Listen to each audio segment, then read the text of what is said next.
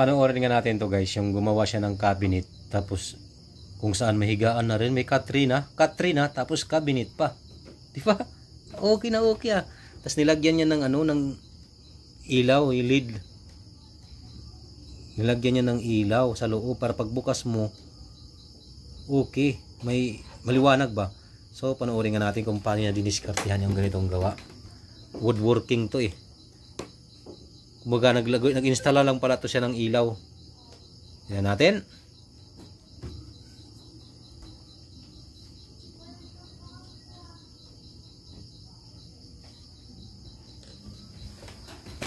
Lid siya eh, no?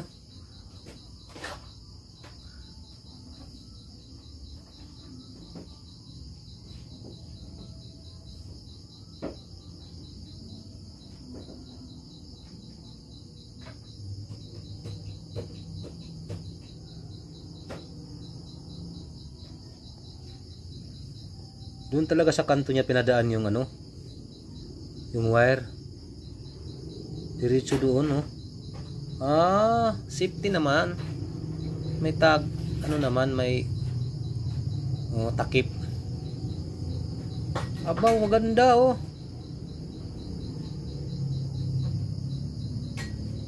Ayos din ang cabinet na to.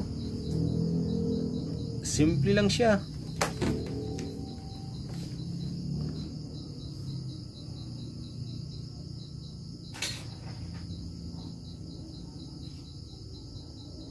Magaya nga ganitong cabinet na yun.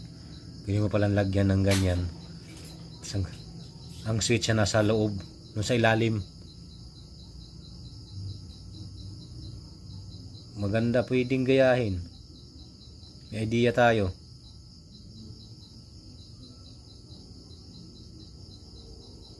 Ganyan lang ang design ba? Pakita mo lang sa electrician, oh. Kaya na niya yun.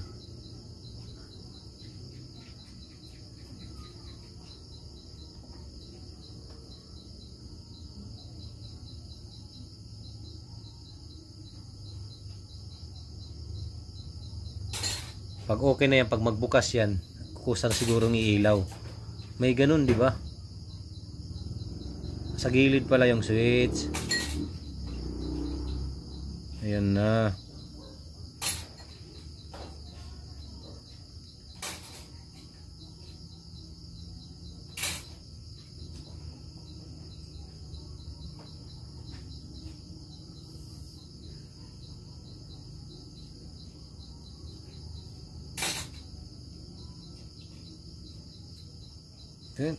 Ayun oh.